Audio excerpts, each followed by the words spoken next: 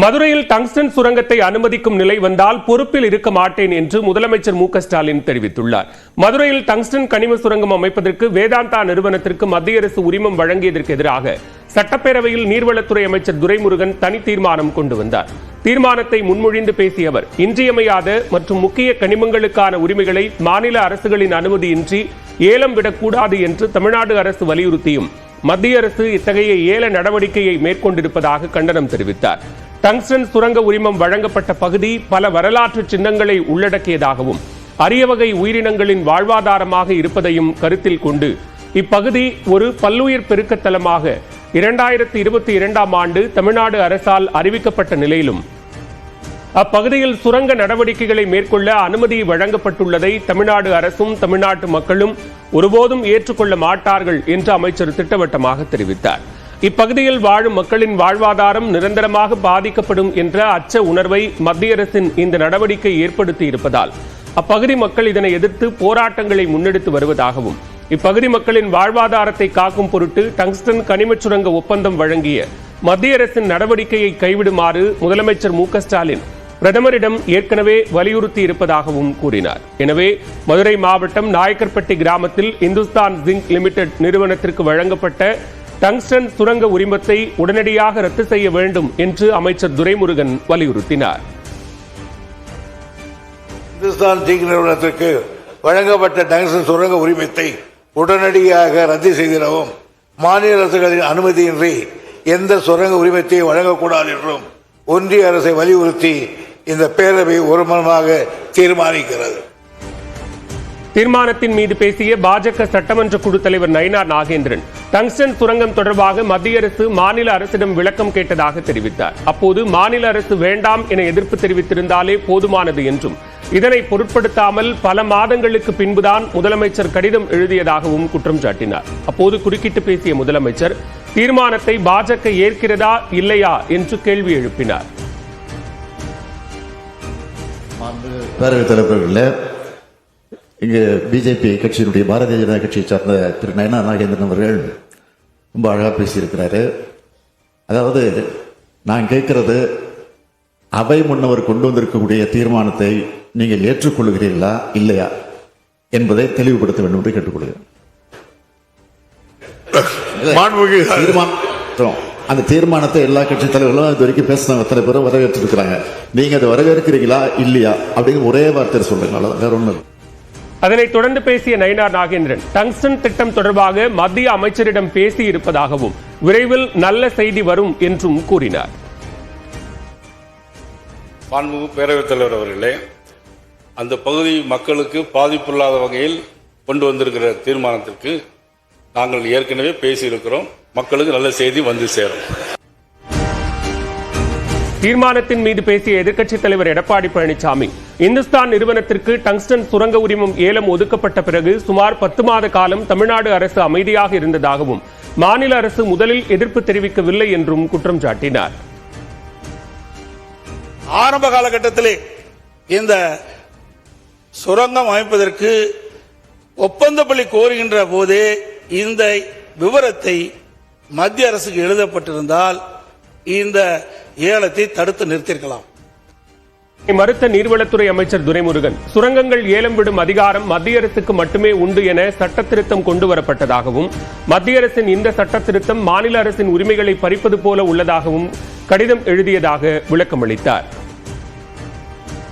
ஏலம் விட்டுடுவேன், ஏலம் விட்டவனுக்கு இந்துஸ்தான் டைம்ஸ் சொல்லுவேன், அவனுக்கு நீ மரியாதையா அவனுக்கு கொடுன்னு சொன்னா இவங்க என்ன எஜமானா?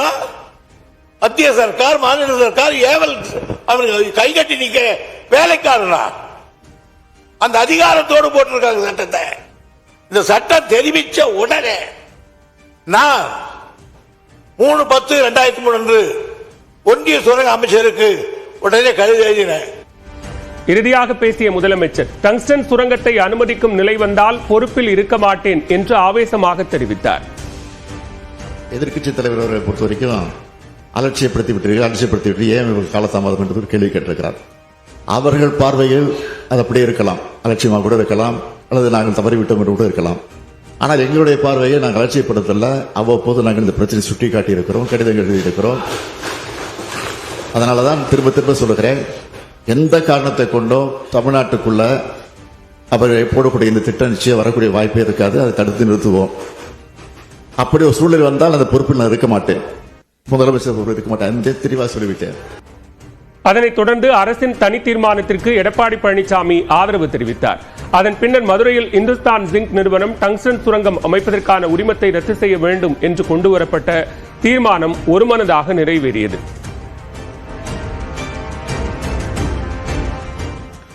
மதுரையில் டங்ஸ்டன் சுரங்கம் அமைப்பதற்கான ஏலத்தை ரத்து செய்ய வலியுறுத்தி ஆர்ப்பாட்டம் நடைபெற்றது. மதுரை மாவட்டம் டங்ஸ்டன் கனிம சுரங்கம் அமைக்க வேதாந்தா நிறுவனத்திற்கு மத்திய அரசு உரிமம் வழங்கியுள்ளது. இதனை எதிர்த்து அரிட்டாப்பட்டி, நாயக்கர்பட்டி, கிடாரிப்பட்டி உள்ளிட்ட கிராமங்களில் மக்கள் போராட்டத்தில் ஈடுபட்டு வருகின்றனர். இந்நிலையில் டங்ஸ்டன் சுரங்க திட்டத்தை கைவிடக் கோரி மதுரை மாவட்ட ஆட்சியர் அலுவலகம் அருகே உள்ள திருவள்ளுவர் சிலை முன்பு கவன ஈர்ப்பு ஆர்ப்பாட்டம் நடைபெற்றது. இதில் டங்ஸ்டன் சுரங்க திட்ட எதிர்ப்பு கூட்டமைப்பினர் திரளானோர் கலந்து கொண்டு மத்திய அரசுக்கு எதிராக முழக்கங்களை எழுப்பினர். தொன்மையான தொல்லியல் சின்னங்கள், பல்லுயிர் சூழல்கள் அடங்கியுள்ள மதுரை மாவட்டத்தை பாரம்பரிய தமிழ் பண்பாட்டு மண்டலமாக அறிவிக்க வேண்டும், முல்லை பெரியாறு பாசன பகுதிகளை பாதுகாக்கப்பட்ட வேளாண் மண்டலமாக்கிட சட்டம் இயற்ற வேண்டும் என்பது உள்ளிட்ட கோரிக்கைகளை வலியுறுத்தி முழக்கங்கள் எழுப்பப்பட்டன. தூத்துக்குடியிலே ஸ்டெர்லைட் நிறுவனத்தை மூடி வேதாந்தா நிறுவனத்தை தமிழ்நாட்டு மக்கள், தூத்துக்குடி மக்கள் விரட்டி அடித்திருக்கிறோம்.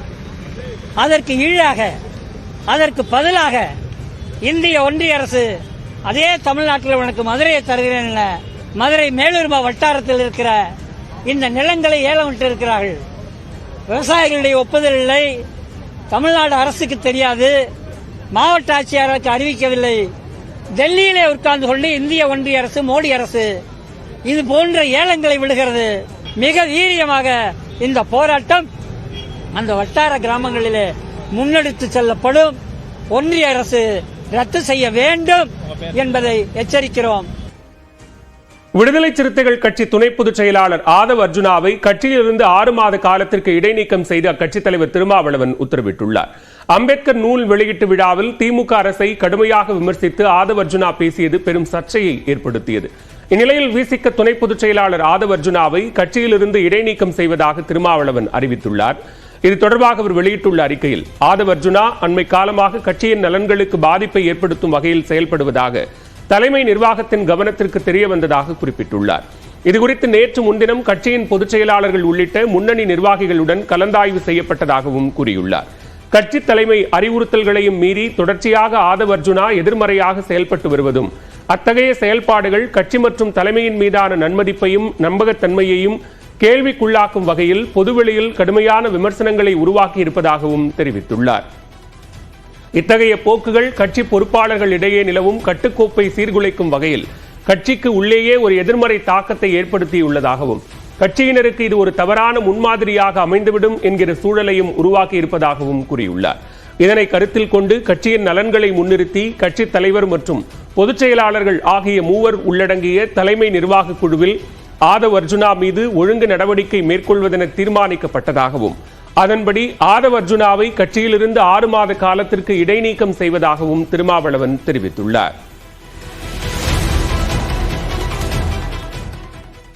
அம்பேத்கர் புத்தக வெளியீட்டு விழாவில் பங்கேற்க வேண்டாம் என சுதந்திரமாகவே முடிவெடுத்ததாகவும், திமுக எந்த அழுத்தமும் தரவில்லை என்றும் கூறியுள்ளார் விசிக தலைவர் திருமாவளவன். திமுக தரப்பிலிருந்து எந்த அழுத்தமும் நெருக்கடியும் எமக்கு இல்லை. அதை பற்றி அவர்கள் யாரும் பேசவும் இல்லை. விஜய் அவர்கள் பங்கேற்கிற நிகழ்ச்சியில் நான் பங்கேற்க இயலாது என்று எடுத்த முடிவு சுதந்திரமான முடிவு. விடுதலை சிறுத்தைகள் கட்சிக்கும் தமிழக வெற்றி கழகத்திற்கும் எந்த மோதலும் இல்லை. விஜய் அவர்களோடு எங்களுக்கு எந்த சர்ச்சையோ சிக்கலோ ஏற்பட்டதில்லை. ஆனால் அவரோடு நாங்கள் ஒரே மேடையில் ஒரு நிகழ்விலே பங்கேற்கிற போது எங்களுடைய கொள்கை பகைவர்கள், எமது வளர்ச்சியை விரும்பாதவர்கள், எங்களை வீழ்த்த வேண்டும் என்று கருதக்கூடியவர்கள் அதை ஒரு வாய்ப்பாக பயன்படுத்தி எங்களுக்கு எதிராக கதை கட்டுவதற்கு, திரிபுவாதம் செய்வதற்கு ஏராளமான வாய்ப்புகள் இருக்கிறது என்பதை நாங்கள் முன்னுணர்ந்து எங்கள் நலனை கருத்தில் கொண்டு நாங்கள் எடுத்த முடிவு, அவ்வளவுதான். அதை விகடன் பதிப்பகத்தாருக்கு மிகவும் தொடக்க நிலையிலேயே நாங்கள் சுட்டிக்காட்டிவிட்டோம். எங்களுக்கு எந்த வருத்தமும் இல்லை. அவரோடு நிற்பதை நாங்கள் வேறெந்த கோணத்திலும் தவறாக அணுகவில்லை. எனவே நீங்கள் அவரை வைத்தே புத்தகத்தை வெளியிடலாம் என்பதை முன்கூட்டியே நாங்கள் அறிவித்து விட்டோம். ஆனால் அதை தொடர்ந்து ஒரு சர்ச்சையாக, பேசுபடு பொருளாக சிலர் திட்டமிட்டே மாற்றினார்கள். அதை அடுத்து அந்த நிகழ்விலே நடந்த நூல் வெளியீட்டு விழாவிலே பங்கேற்ற ஆதவ் அர்ஜுனா அவர்களும் கூட அந்த விழாவிலே பங்கேற்பதற்கு முன்பு என்னிடத்தில் பேசினார். அந்த நூலை உருவாக்கியதில் உங்களுக்கு பங்கு இருக்கிறது, ஆகவே நீங்கள் அந்த விழாவை தவிர்க்க வேண்டும் என்று நான் சொல்ல மாட்டேன். அப்படி உங்களை கட்டுப்படுத்துவது ஜனநாயகம் இல்லை. ஆகவே நீங்கள் சுதந்திரமாக அந்த நிகழ்விலே பங்கேற்கலாம், எனக்கு எந்த நெருடலும் இல்லை என்பதை அவருக்கும் நான் சொன்னேன். ஆனால் அதே வேளையில் அரசியல் எதுவும் பேச வேண்டாம், புரட்சியாளர் அம்பேத்கர் அவர்களை பற்றி பேசுங்கள் அல்லது அந்த நூல் உருவாக்கத்தின் பின்னணியை பேசுங்கள் என்று அவரிடத்திலே நான் கட்சியை சார்ந்த முக்கிய பொறுப்பாளர் என்கிற முறையில் சில வழிகாட்டுதல்களை தந்தேன். அதையும் மீறி அவர் பேசிய பேச்சு பல்வேறு சர்ச்சைகளுக்கு இடம் கொடுத்தது. விடுதலை சிறுத்தைகளின் மீதான நம்பகத்தன்மையை நொறுக்கும் அளவுக்கு அது அமைந்துவிட்டது. ஆகவே உடனடியாக நடவடிக்கை எடுக்க வேண்டிய ஒரு தேவை எழுந்ததன் அடிப்படையில் பொதுச் செயலாளர்கள் உள்ளிட்ட முன்னணி தோழர்களோடு கலந்து பேசி முழுமையாக அனைவரின் ஒப்புதலோடும் கட்சியின் எதிர்காலத்தை கருத்தில் கொண்டு இந்த முடிவை நாங்கள் மேற்கொண்டோம். தொடர்ந்து எக்ஸ்பிரஸ் 8 தொகுப்புகளை பார்க்கலாம். சிவகாசி மாநகராட்சிக்குட்பட்ட திருத்தங்கல் பகுதியில் இருசக்கர வாகனத்தில் மறைந்திருந்த பாம்பு கடித்து ஒருவர் உயிரிழந்த சம்பவம் சோகத்தை ஏற்படுத்தியுள்ளது. அண்ணா காலனியைச் சேர்ந்தவர் தேநீர் கடை உரிமையாளர் வெங்கடேசன். இவர் கடையிலிருந்து வீட்டிற்கு செல்வதற்காக தனது இருசக்கர வாகனத்தை எடுத்தபோது அதன் முன்பகுதியில் பதுங்கியிருந்த கட்டுவிரியன் பாம்பு அவரை கடித்ததாக தெரிகிறது. அவர் மருத்துவமனைக்கு அழைத்துச் செல்லப்பட்ட போது வழியிலேயே பலியான நிலையில் இதுகுறித்து திருத்தங்கல் போலீசார் வழக்கு பதிவு செய்தனர்.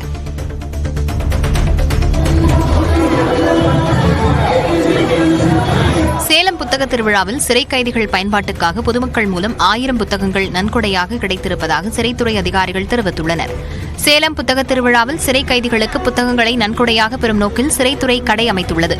பொதுமக்கள், தன்னார்வலர்கள், மாணவ மாணவிகள் தங்களால் இயன்ற புத்தகங்களை சிறைத்துறைக்கு நன்கொடையாக வழங்கினர். அந்த வகையில் 1000 புத்தகங்கள் கிடைத்திருப்பதாக கூறப்படும் நிலையில் இதன் மூலம் சேலம் மத்திய சிறையில் உள்ள 800க்கும் மேற்பட்ட கைதிகள் பயன்பெறுவர் எனவும் தெரிவிக்கப்பட்டுள்ளது. சிவகங்கை மாவட்டம் சிங்கம்புணரி அருகே கண்மாய்க்கரை உடைந்து 150 ஏக்கர் நெற்பயிர்கள் நீரில் மூழ்கியிருப்பதாக விவசாயிகள் வேதனை தெரிவித்துள்ளனர். 100 ஏக்கர் பரப்பளவில் உள்ள பெரிய கண்மாய் மூலமாக சுமார் 250 ஏக்கருக்கு மேலான விவசாய நிலங்கள் பாசன வசதி பெற்று வருகின்றன. கண்மாய்க்கரை உடைந்து வயல்களுக்குள் தண்ணீர் புகுந்தது. கண்மாய்க்கரைகள் பல ஆண்டுகளாக மராமத்து செய்யப்படாததே கரை உடைப்புக்கு காரணம் என குற்றஞ்சாட்டிய விவசாயிகள் உரிய இழப்பீடு வழங்க அரசுக்கு கோரிக்கை வைத்துள்ளனர். சத்தீஸ்கர் மாநிலம் பல்ராம்பூரில் விவசாயிகளின் வீடுகளை யானை சேதப்படுத்தி வீட்டில் வைக்கப்பட்டிருந்த உணவு தானியங்களையும் சாப்பிட்டுவிட்டு சென்றது. யானை அங்கு வந்தபோது வீட்டில் இருந்தவர்கள் தப்பியோடியதால் உயிர் பிழைத்தனர்.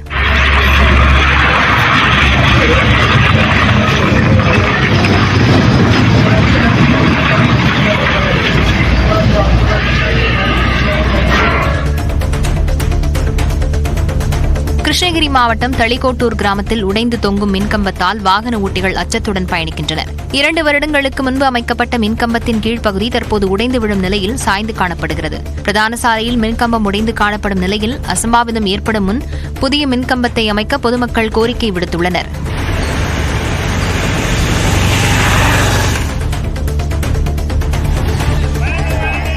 விழுப்புரம் மாவட்டத்தில் செஞ்சி அருகே வெள்ளத்தால் பாதிக்கப்பட்ட மக்களுக்கு 2000 ரூபாய்க்கான நிவாரண நிதி டோக்கன் வழங்கப்படவில்லை என கூறி மக்கள் போராட்டத்தில் ஈடுபட்டனர். சோமசமுத்திரம் கிராமத்தில் ஏராளமான மக்கள் நியாய விலைக் கடையை திறக்க விடாமல் முற்றுகையிட்டு தரையில் அமர்ந்து போராட்டத்தில் ஈடுபட்டனர். டோக்கன் வழங்க நடவடிக்கை எடுக்கப்படும் என அதிகாரிகள் உறுதியளித்ததன் அடிப்படையில் சுமார் 2 மணி நேரமாக நடைபெற்ற போராட்டம் கைவிடப்பட்டது.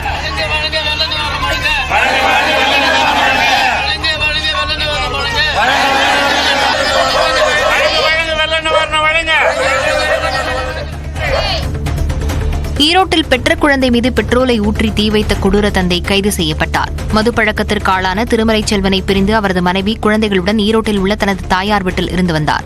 அங்கு சென்ற திருமலை செல்வன் மீண்டும் தகராறில் ஈடுபட்டு தான் கொண்டு வந்த பெட்ரோலை மனைவி மற்றும் 2 குழந்தைகள் மீது ஊற்றி தீ வைத்ததாக சொல்லப்படுகிறது. அதில் தாயும் மகளும் உயிர் தப்பிய நிலையில் 4 வயது மகனுக்கு பலத்த தீக்காயம் ஏற்பட்டது. சிறுவன் மருத்துவமனையில் அனுமதிக்கப்பட்ட நிலையில் அவரது தந்தை கைது செய்யப்பட்டார். நாகையில் வாகன சோதனையின் போது கையை கிழித்துக் கொண்டு காவல்துறையினர் மீது போதை இளைஞர் ரத்தத்தை தெளித்த சம்பவத்தால் பரபரப்பு ஏற்பட்டது. இருசக்கர வாகனத்தில் நம்பர் பிளேட் இல்லாமல் வந்ததுடன் புதுச்சேரி மது பாட்டில்களும் இருந்தது சோதனையில் காவல்துறைக்கு தெரியவந்தது.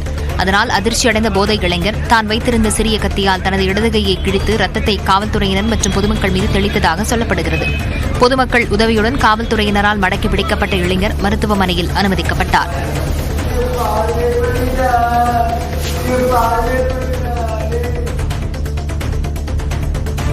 கல்வி மட்டுமே மரணம் வரை உடனிருக்கும் என இந்திய கிரிக்கெட் வீரர் வெங்கடேஷ் ஐயர் கூறியுள்ளார்.